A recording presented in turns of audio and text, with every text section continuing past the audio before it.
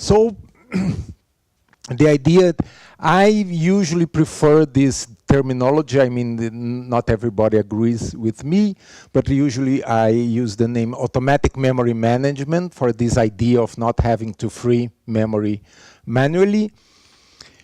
And there is two main approaches, reference count and garbage collection. As I said, that's not standard terminology. A lot of people call reference count as being garbage collection. I prefer to keep the separated. Reference count, in my opinion, doesn't really create garbage. It's like you avoid creating garbage, so you don't have to collect garbage after. So garbage collection, you create the garbage and then you collect it. But it's just to have a good name for this kind of automatic memory management that implies that we are not using reference count. And why Lua uses garbage collection? Because in dynamically typed languages, then you don't know the type of the variables, don't have types. Reference count adds overhead even if a program never allocates memory. Even if you're just manipulating numbers or just manipulating values allocated that were allocated but are not creating new allocated values, you keep updating reference count, and this can be a big overhead. So Lua doesn't use reference count, instead it uses garbage collection.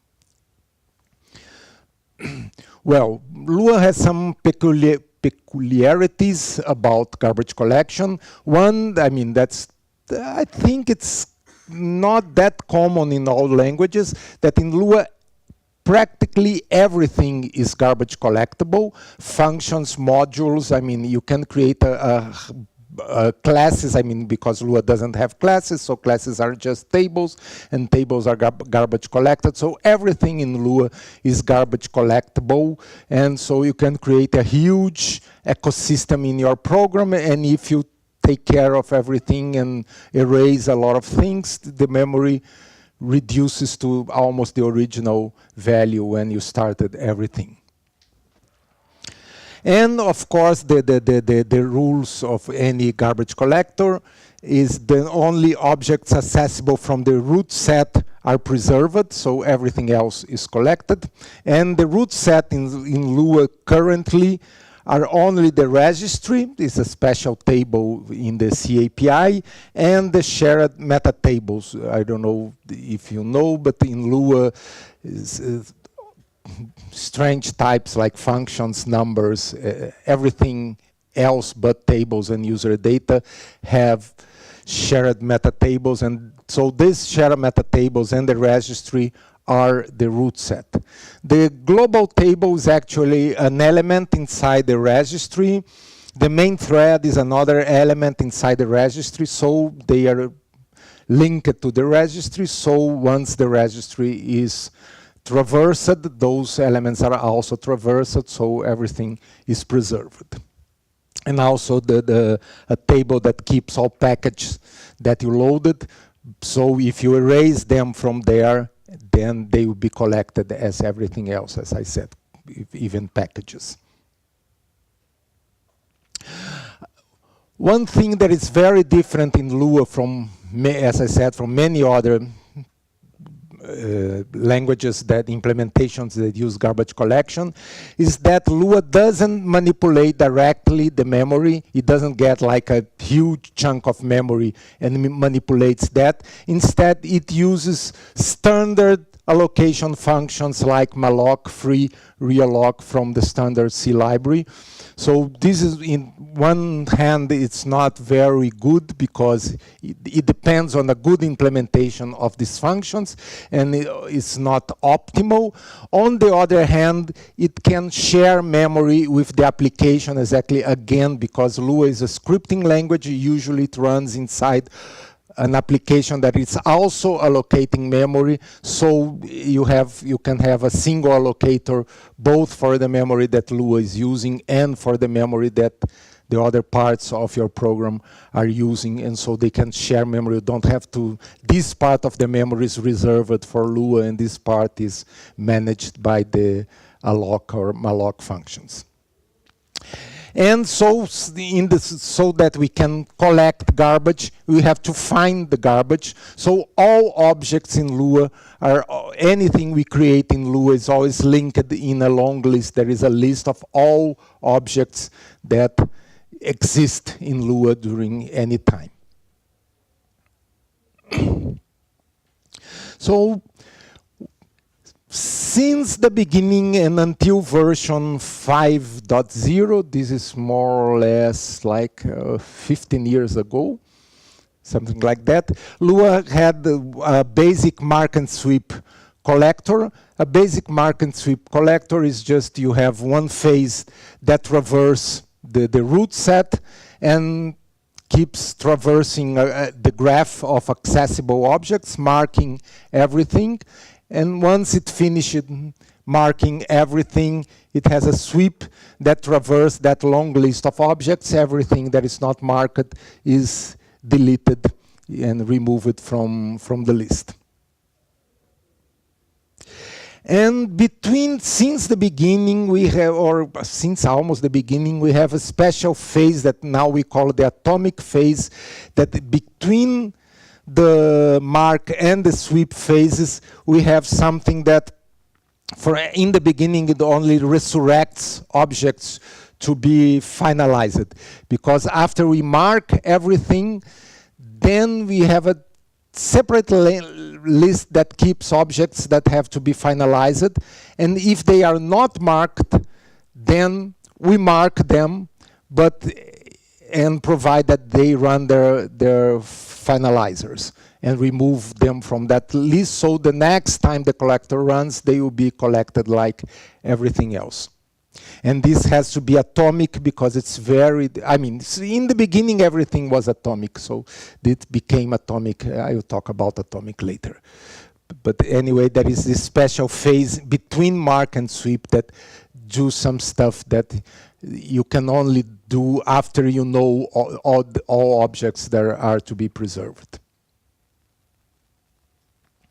So a big question, and always a big problem in any garbage collection, is the pace of the collector, because actually if you get the two extremes, for instance, in one extreme you can have a collector that never runs.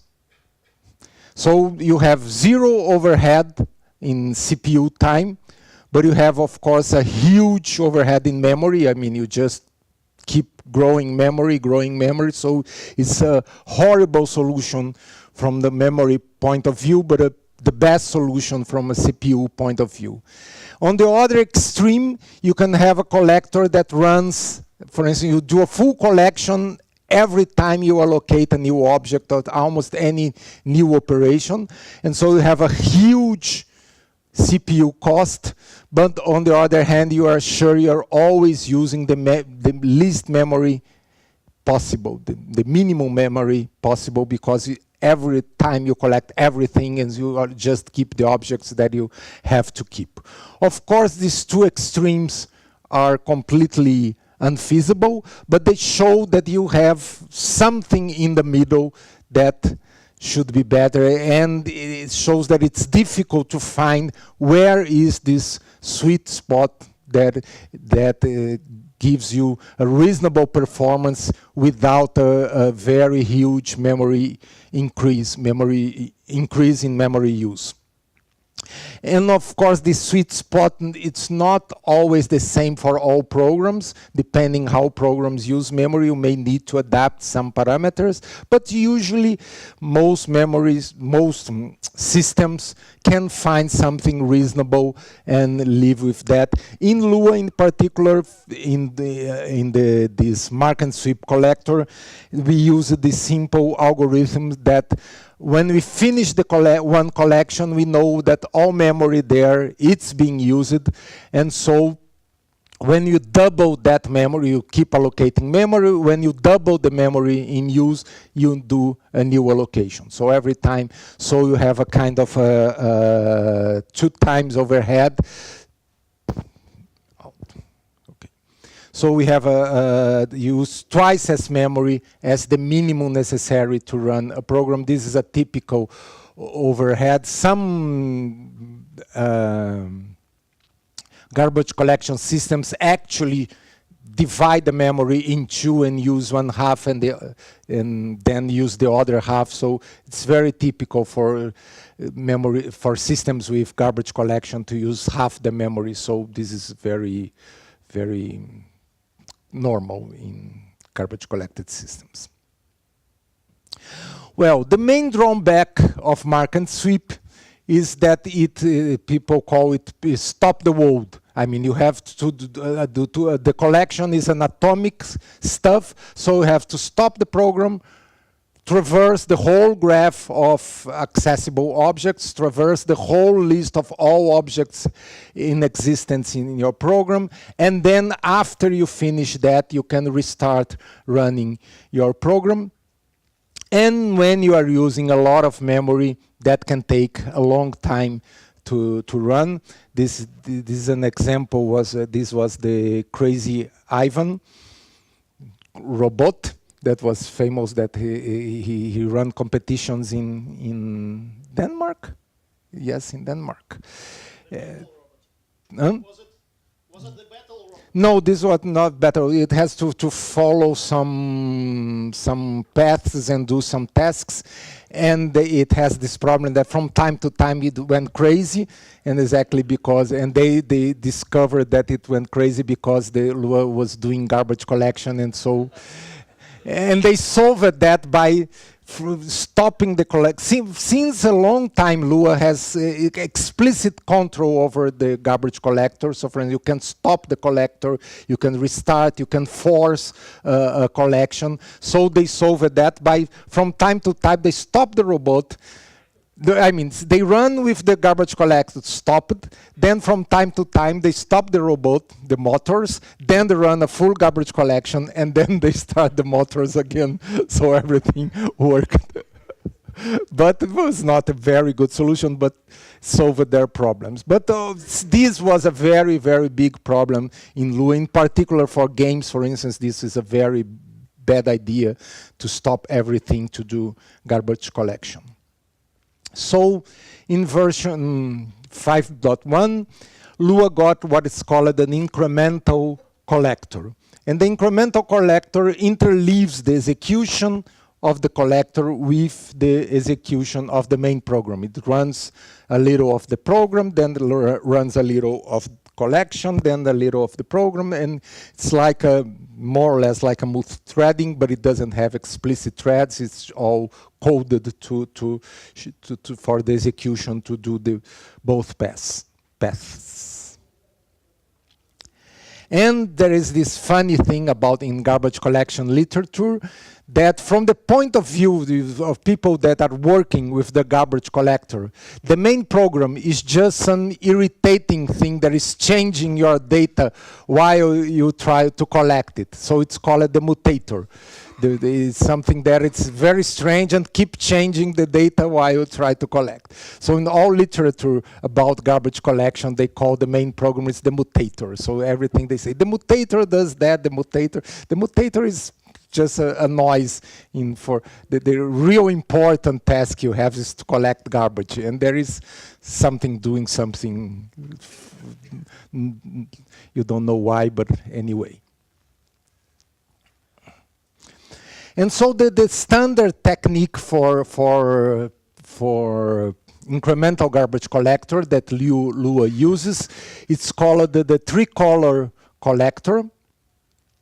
And each object is always in one of three states. It can be white, gray, or black. And the meaning are the objects that are not visited yet are marked white. So these are objects that can become garbage.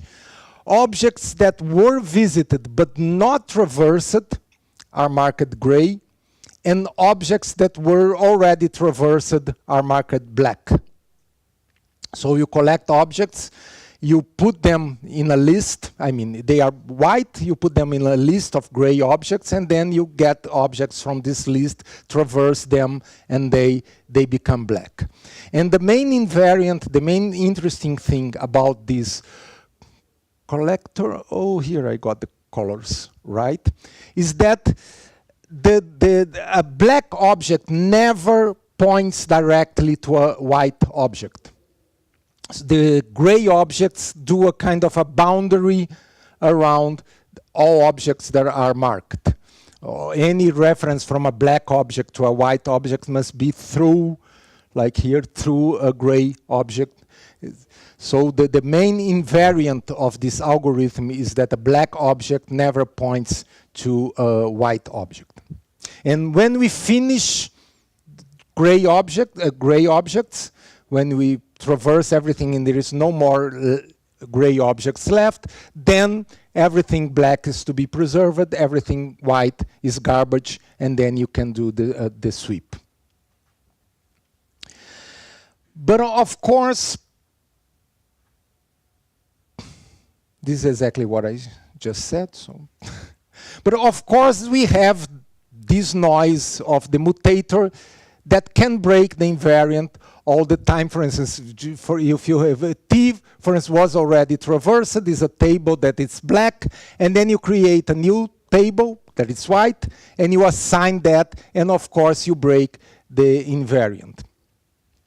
And so what we do, we have to have right barriers. That means usually could be in all assignments. We will see that we don't need to be in all assignments, but in some assignments you have to have what is called a barrier. That is a test that checks the colors of the objects involved and checks whether it's necessary to do anything to restore the invariant.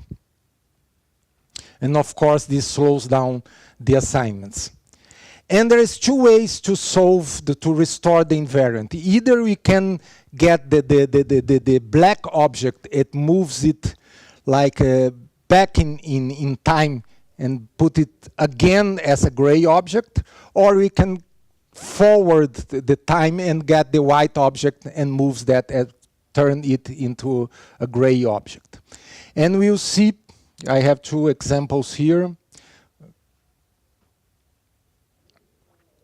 No, there are some heuristics to avoid problems with this, what's the best solution.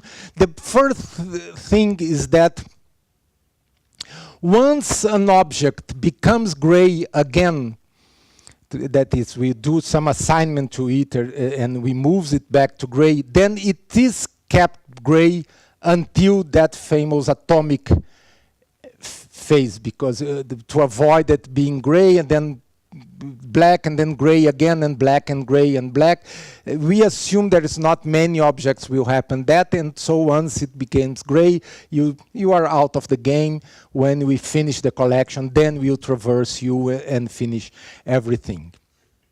And this is a very important point. Stacks, the main Lua stack, but we have coroutines, so there can be many stacks, are always kept gray. Stacks usually are not very big, are a small list of objects, but we do a lot of assignments to them. So by keeping them gray, we don't have to have right barriers to the stacks. So whenever you write to local variables, parameters, etc., we don't have to have barriers.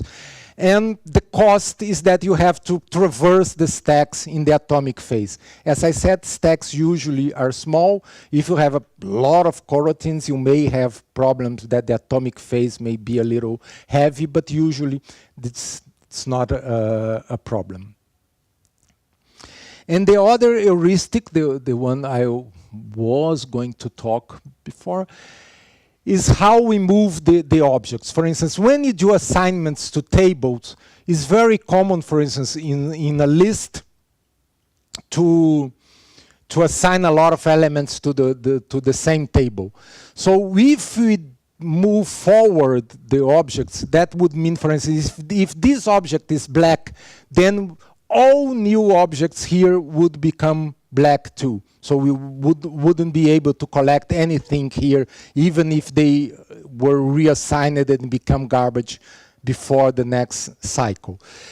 On the other hand, if we turn this object gray in the first assignment, it becomes gray, and so all the other assignments are kind of free. So usually when we assign to tables, usually no, always when we assign to tables, we use this strategy of making the table gray again, if it is black. On the other hand, for instance, if you assign a meta table to an object, for instance, the meta table is white and the object is black. Again, the object cannot, black object cannot refer to a white meta table. But here, on the other hand, it's much more common for one meta table to be assigned to a lot of different objects. So in this case, I mean, meta tables are things that are usually more stable than just any kind of values. And so in this case, we move forward, so we make the meta table gray.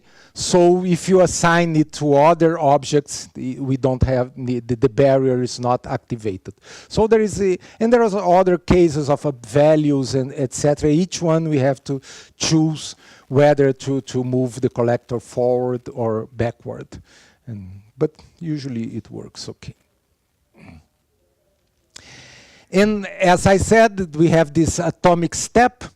That is, it does a lot of things. Usually this lot of things are over small sets, so it's not a big stop in the world. It's much smaller than, for instance, you may have a million tables, and here you are traversing 100 tables or a few tens of tables. So this step usually it's much, much smaller and faster than the whole collection. So first it traverses those gray again objects, which includes the stacks. It clears the weak tables. Again, to clear weak tables is the same thing as finalizers. We must know where we can only do that after all objects were traversed. So we clear the weak tables. Then it separates the objects to be finalized, resurrecting them and their graphs. Of course, you may have an object to be finalized, and it accesses another one that was going to die too, and you have to resurrect all of them.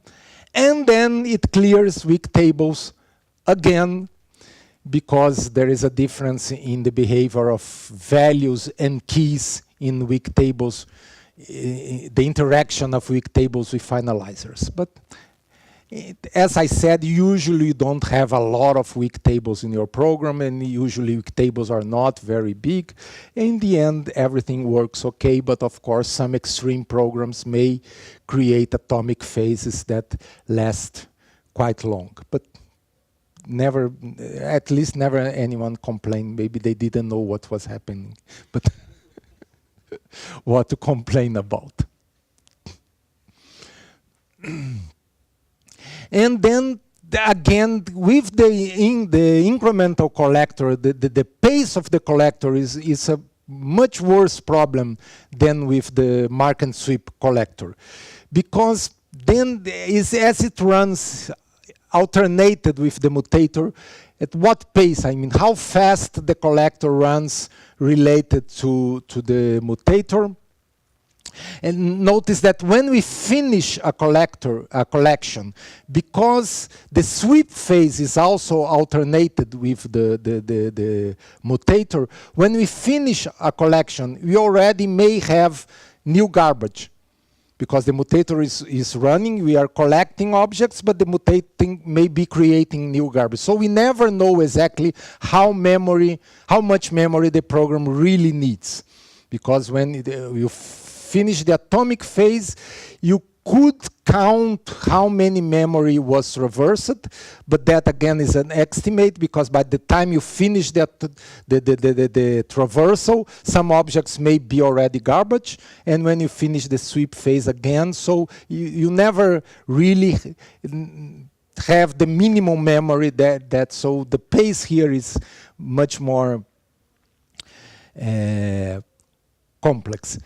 Most collectors in Lua do the same, measure time by memory allocation. So every time the mutator allocates that much memory, then the garbage collector runs that much work. And so we have some way to translate the bytes that were allocated to GC activity. And again, this is kind of complete some magical numbers that we have to find a sweet spot that the allocator doesn't run too fast and waste CPU time, but doesn't run too slow and waste a lot of memory, a lot of memory overhead. And here's that appears that the fallacy of big user data that people always complain, oh, I'm creating a big user data outside Lua, and so Lua doesn't know about this big user data, and so this is be a problem for the garbage collector. The fact is that once when you allocate the big user data, then you may want to inform that to Lua, and you can do that just calling the GC API allows you to do a full collection or just do some units of work, just do some work with garbage collection. Once that user data is created, it is completely invisible to the garbage collector. So it doesn't matter whether it is inside Lua or outside Lua. Lua doesn't care how much memory it's really using in this collector. So a lot of people are very worried, oh, I'm creating huge objects and the collector doesn't know about that. And the collector doesn't know about that anyway. So that's how the collector works.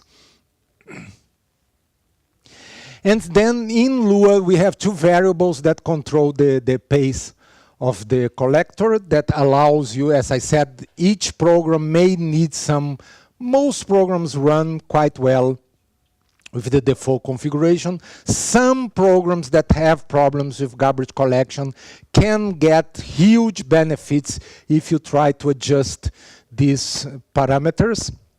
The main one and the easiest to adjust is what is called the pause. That is how once although it is incremental, it doesn't run all the time. It runs a full collection and then it stops and then waits some time and then it starts again and runs another collection. And the pause controls how much memory it waits to grow until the collector restarts. And it's, in the old scheme, it was that fixed too. You waited until memory doubles. And this gives a very good control of how fast the collector runs. And as I said, you can adjust that. If you put a bigger pause, then of course you use more memory and less CPU. If you put a smaller pause, you use more CPU and less memory. And there is a what we call the multiplier that controls this translation of the pace, the real pace of the collector during one collection versus how much memory is being allocated. And this parameter is still somewhat mystifying. It's sometimes I do some tests and it looks like it doesn't make any difference at all in what is happening in benchmarks. Sometimes it do some, I never were able to extract anything meaningful from this parameter, but it was there, we didn't remove. I'm still trying to figure out how to use that. This one is very good, it's very predictable and gives what you expect. Probably you should remove the other one and keeps only this one. But well, the main point here is that the incremental collector, it's really good to reduce the length of pauses. So to solve the Crazy Ivan's robot problem. Because really you have much smaller pause, the mutator advance in never stops for long periods. But it does not reduce the overhead the overall overhead of the garbage collector. Quite the opposite, because it's more administrative work. It's more complex to do the housekeeping. Usually you do more work than with a mark and sweep collector overall. So for instance, if you have batch programs or you are only interested in total runtime, the incremental collector will not give you a better runtime for your program. As I said, quite the opposite. Usually it's not a big increase, but it's a small increase. For sure, it will not decrease the time your program spends. The best you can do is try to configure it to work as similar as we should be able to do that with that multiplier, but as I said, that is a very strange thing. It doesn't work as I think it should work, but anyway. And so there is this another kind of collector that we are implementing in version 5.4 that is available in Git for work versions that you can get and see how it works. And the idea of a generational collector is what is called the generational hypothesis, that most objects in a program die young. You create a few objects that live long. Sometimes some objects live from the beginning of the program until the end. But a lot of objects, you just, for instance, tables for parameters or small tables to represent transient values, etc. The idea is that most objects die young. This is not always true. This depends a lot on your style of programming. For instance, this is almost always true for functional programming.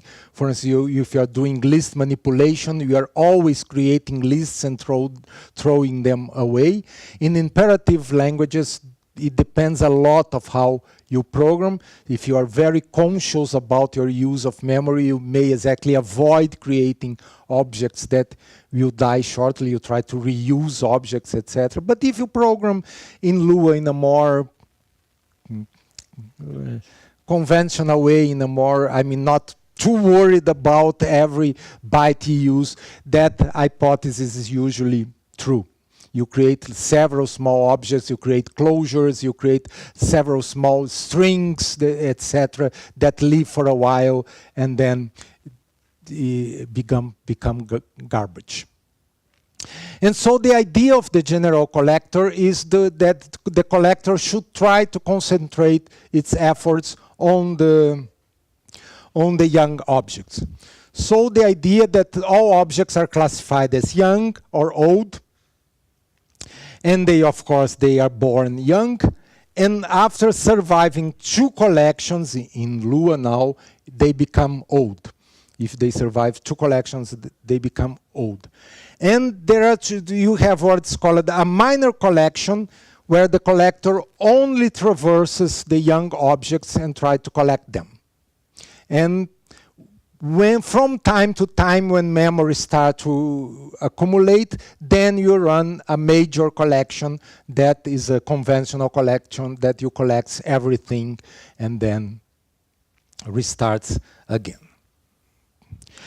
The invariant here is much more complex because an old object should not point to a new one, but well, at least until now, we don't have anything equivalent to the gray color. So we must have something equivalent to gray, but we see that it's not as easy as in the mark and sweep, because the gray, it's kind of where it's neither old nor young. So, and both moving forward and backward, it's a problem, of course. For instance, if you have here an old object pointing to you, if you create this link here, we cannot, if this one becomes old, then we break this link here. And if this one becomes new, we break this link here. So we cannot just adjust things, turning one object old or the other object young. We have to create some new classes of objects that you see that it's a mess. Yes, but it's worse than middle age because we will see the in a moment.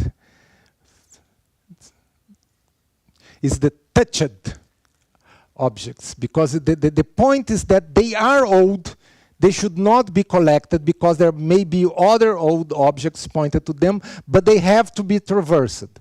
That's the main idea. So we have this class of touched objects that it goes to a special list that is traverse this guy but doesn't collect it. Traverse just to see the links it has to other objects, because you have, it may point to new objects, and so we need to see these pointers. This is the idea. Touched objects are traversed but not collected. And after 2 cycles, a touched object becomes old again if it's not touched again. And why 2 cycles? And what was wrong with the generational collector in Lua 5.2? It seems like a small detail that in the 5.2, objects had to survive just 1 cycle to become old. This seemed like a detail. It can survive 1 cycle or 2 cycles. And the implementation of 1 cycle, well, it's much simpler. This is another slide. Because when the objects become old, in 1 cycle it means you do a garbage collection and everything that survives is old. So you don't have to worry about anything. Everything is old, pointing to old, and go ahead. When they survive 2 cycles, you have this problem that you have a touched, they'd have to survive again, and then you have a touched of 1 cycle pointing to a new of another cycle, and so is a nightmare. But what is wrong with waiting just 1 cycle? Suppose you have this kind of thing. You have a collection here, and then you create an object here, and you have a collection here. This time in garbage collection, meaning of time, can be infinitely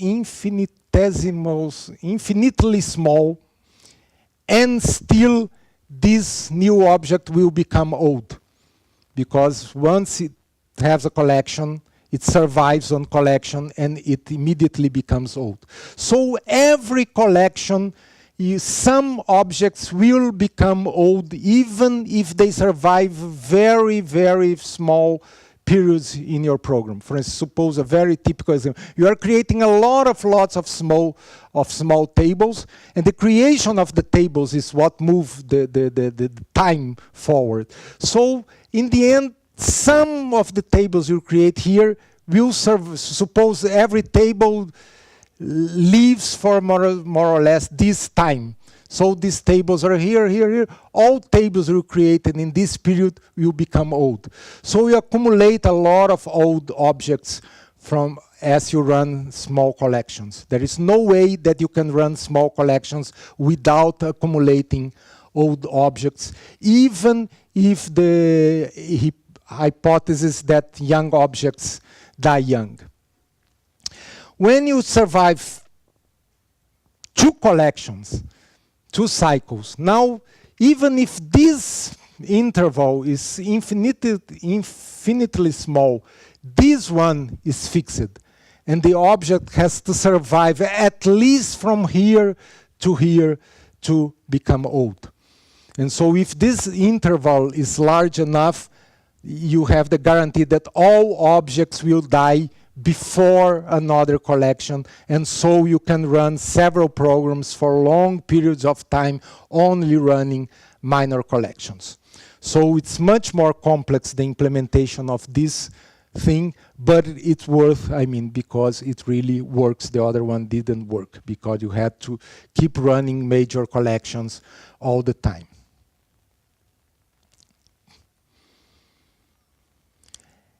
And so, but the complexity, it's more or less here. I don't think I have time to explain, but this is all the categories. I try to explain that. This is all the categories we have now of objects. Because we have new objects when they survive one collection, they be called what we call survival. When they survive two collections, they become old, but not common old, because suppose you have a survival pointing to a new object. Then after a cycle, the survival become old, but the new becomes survival, and the old object could not point to a new object. And so to not break the invariant, it's this old one that still can point to new objects. Only the real old here that cannot point to new objects. So old one means it's going to be old, but you still have to traverse it. Touched is the same thing, is the one I said. It becomes touched, but again, it can touch to a new object, and then after one cycle, it points to a survival object, and only after 2 cycles, we can be sure it doesn't point to any new object. And so this is mostly, so the black arrows are what happens in a garbage collection, the red arrows what happens in barriers, and the blue arrows are what happens in the all other kind of barriers. For instance, I may want to make an object old, like a meta table. I assign a meta table to some old object, oh, make that old. But it cannot become a regular old, because I can have new objects pointing to it. So I make that old 0, so it survives as old at least 2 collections before becoming old. So it's a mess, the graph. Probably the implementation is full of bugs, but I tested as best as I could. And as I said, the solution in 5.2 looked much better. I mean, you just have old and new, and that's all, but it doesn't work. So it's not that useful. And so, final remarks. When the generational hypothesis holds, that's common for a lot of programs, the collector can reduce the overhead of the garbage collector, the overall overhead, so it can increase runtime of a program. As I said, not always the hypothesis holds. This is very common for batch programs. For instance, there's a lot of programs that just keeping building a huge data structure, and for instance, a compiler, and he builds a huge AST abstract syntax tree, and then traverse that, creates a lot of other stuff, and finish without collecting much stuff. And testing the collector is hard, really hard. Both testing performance and testing correctness. It's really very hard. And so that's it.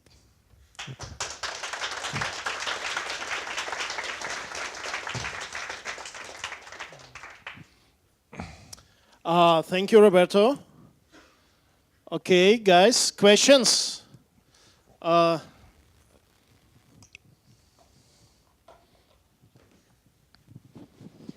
Thank you for your talk. And don't you think, or don't you measure that reference counting may be cheaper than total work for counting objects, collect objects, and so on? Depends. But as I said, for instance, all this overhead, if you do not create objects, you pay 0. But or almost 0. But in real programs, I think we create objects. Yes, we do. So that's why I said depends how many objects you create, how you do that. But I think I never measured, because I never was able to implement a full reference count in Lua, that that the reference count overhead would be larger. Usually this overhead is not very big, at least in CPU time. In memory can be big, in CPU it's not very big. And the reference count has other problems. I mean, a big problem, there has 2 big problems. Loops? Loops, yeah. loops is a problem. Everybody say, oh no, but reference count gives you, for instance, what they call it is deterministic finalization. Yes. Unless you have loops. And then it's not deterministic anymore, so you don't have deterministic. But for loops we have weaken. Huh? For loop resolving we have weaken. You have weaken. What is weak references. Oh yes, if you're smart, but if you know there is a loop. That's what I mean. But deterministic determination means deterministic. It's not, oh, if you're smart, you don't need deterministic determination. You put the clause everywhere and everything is fine. The problems we are not that smart. And so loops, the problem with loops is that more often than not, they occur without you seeing them. Okay, thank you. So I think this is a real big problem. And Okay. Thank you. Next question, please.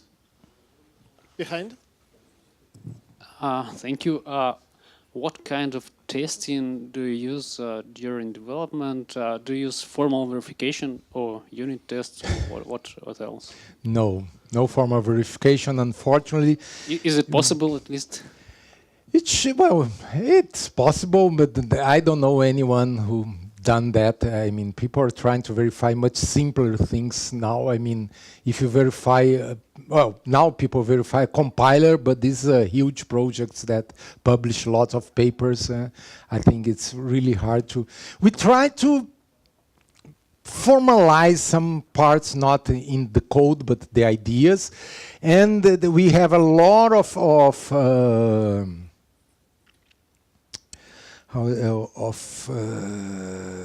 tools to help. I mean, of course, Valgrind, that kind of stuff. But also, we inside Lua we have a special library for testing that, for instance, allows us to put objects in particular states and to put the collector in particular states. And so we do a lot of tests. And for instance, suppose this object is black, this one is white, and this one is etc., and then see what happens after the collection. But it's really hard. It's really. So what's the major problem? Is it does code for garbage collector, new garbage collector, is huge for formal verification, or what? Pardon me? Is new code is too huge for formal verification, or what? What's the major problem? Yeah, is to do formal verification. Yes. You mean? Yes, I mean I don't have the tools for that. For instance, I don't think even that you have formal model for C to do formal verification of C code that we write that. And so I don't know how to do formal verification of a real implementation in C of a garbage collector. As I said, we can verify the algorithms in some model. We can do that kind of stuff, but to really do formal verification of code in C, I think it's really hard. Well, I don't know anyone that. Do you think it is beyond the current level of computer science? I think it is. I may be wrong, but maybe. You're welcome to try it. You will become a professor instantly. Yes, because formal models of C are hard to find. So any kind of formal model would be to really have formal guarantees. You have to work over the code. Not any kind of model already breaks anything you assume. Okay, thank you. So Roberto, I have a follow-up question actually. What kind of code do you use for testing these as a test bed? Is it some code that you wrote? To test the correctness or performance? Both, actually. Well, for performance, I try to get examples from the community, but this is hard. Here is a community. What kind of examples do you need? Yeah, that's the problem. It's a kind of examples that people don't do in Lua. Wow. For instance, examples that don't need extra C libraries, that don't need huge C programs that I have to install in my machine. The good examples would be just a plain Lua program that I run. And Who has usually people don't. who has Lua plain is Lua not code? done Yeah. for that. So if Who you- has a lot of plain Lua code, like more than that work 10,000 by lines? themselves. I have just put the Yes. Lua code and Yes. run. That's all. Yes. Yes. And use lots of memory. And lots of memory Well, could be. Yeah, could be. So that's Where to send them? to my address. To Roberto's address. Yeah. If you don't know, poke me. I will send. If you Please send the code. a tar GZ Will you accept file. a link to GitHub? Yeah, I can do that, yes. Okay, thank you. I learned it recently how to use Git. Good. No, Compared to the lifetime of Lua, GitHub is very recent. Actually, but for yeah. sorry Yeah. to interrupt. For correctness, usually these programs are not very useful. And as I said, we try to do a lot of strange things and to control the internals of the collector. We have, for instance, a library function, this test library, that traverses the whole memory, checking all the invariants. This is very important. Sometimes, for instance, I run, this is really hard, that every single collection, every time we create an object or every time we any kind of memory allocation we run, we check the consistency of the memory. And so it can take like 3 hours to run a test, or 1 day to run a test, because we traverse everything. But it gives you some confidence that because it checks everything exactly, that all old objects are not pointing to new, everything are in the list they should be, etc., etc. Also, this test helps a lot. Okay, and one more question for me, sorry. The garbage collector you just described, is it Lua 0.3 or Lua 0.4 or Lua 5.3? 5.4. 5.4. Yeah, it okay. is in the Git. So how stable is it now? What do you think? What do you mean stable? How release ready? Huh? How ready is it? It is. Well, I couldn't find any bug in what is available. And guys, it is on GitHub, so if you're interested, come and test. And the next question, please. Yeah, it should be ready. I mean, all new versions of anything so complex may have bugs, but it's as tested as I intend it to be. I mean, I don't intend to do. Was really heavily tested. Okay. Roberto, the algorithms you talk about are very interesting, but sometimes, somehow, what you talk about resemble what garbage collectors in other languages have. Yes. For example, we know that .NET garbage collector also uses the notion of generations, and it also have generation 1, generation 2, etc. Yeah. And the question is, did you compare your garbage collector to garbage collectors of other languages? And can you say that Lua garbage collector has some prominent feature that other garbage collectors lack? No, I don't know how to compare, because there is so much difference in other parts of the language. So it's very hard to, for instance, I'm going to compare performance of Lua versus, I mean, for sure other parts of the program would be much more heavy the difference. So I am more interested in improving Lua. I know that, I mean, all of this is standard garbage collections. I'm not creating anything new. I mean, This, even not productivity, but the strategy, the algorithms. Okay, you said that your algorithms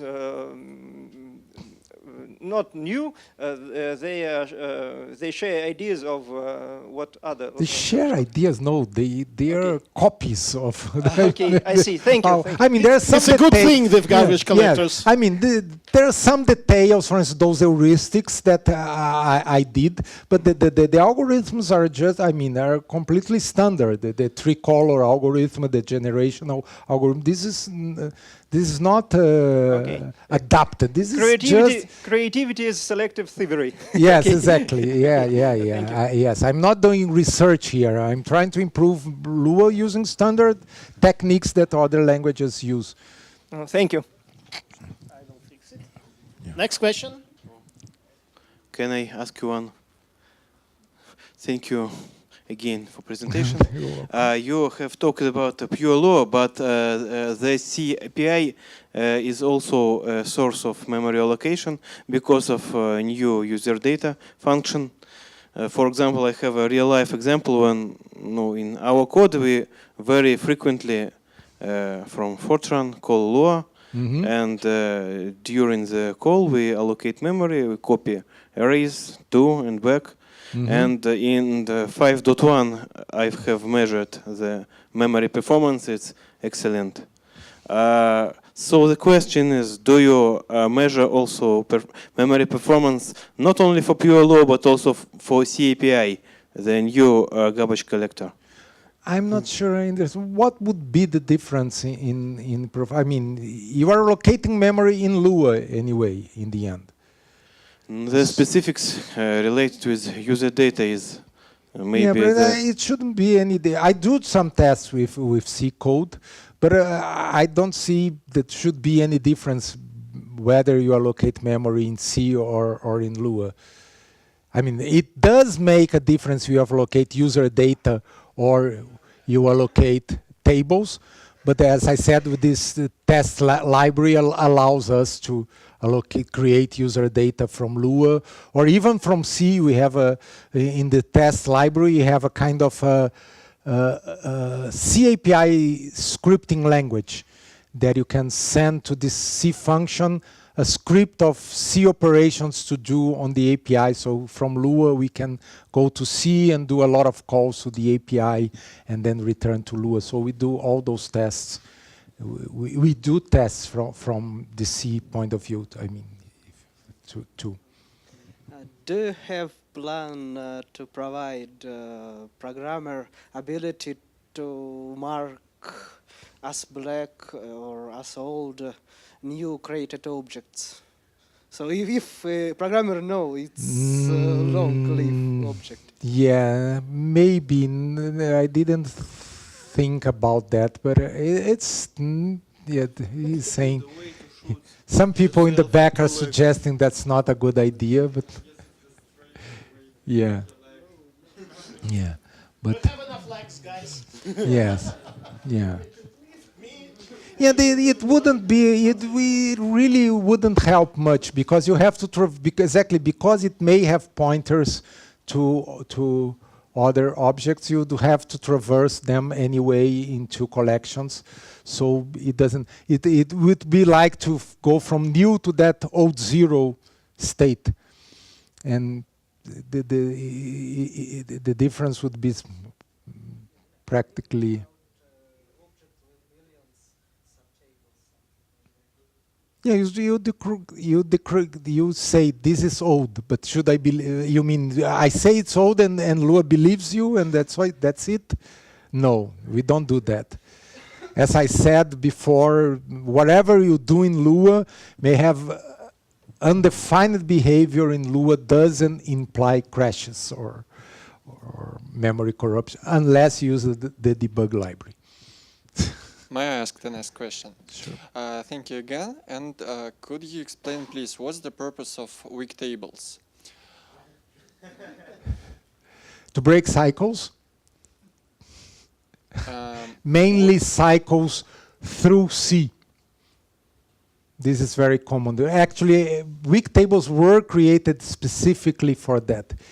You may have a proxy in Lua representing a C object. So it has a reference to the C object as a user data, or it is a user data. And the C object has a reference back to the Lua object, and for that it needs the registry to keep the object alive. And so when you run the finalizer of the C object, it breaks the reference to the Lua object, and the Lua object can be collected. If you destroy the Lua object, it runs, it automatically, the user data will be collected, becomes garbage, and so it runs its finalizer and removes the link in the registry. But these two objects are one pointing to the other through the register. So if there is no other pointers outside pointing to them, the registry will keep them alive. Okay, thanks. So for the the explanation. solution is for the proxy to point to the user data through a weak reference. And so it solves everything. You still have unbreakable cycles in Lua. Okay, and But sorry. yeah, sorry, You cannot, Roberto. but you cannot Yeah. create them in Lua. You can only create them with C code. Yeah. Okay, guys, I'm sorry. It is time now for the roundtable. So, Roberto, while they are preparing, you can answer if you want a few questions privately, or maybe you can have a 5 minutes break.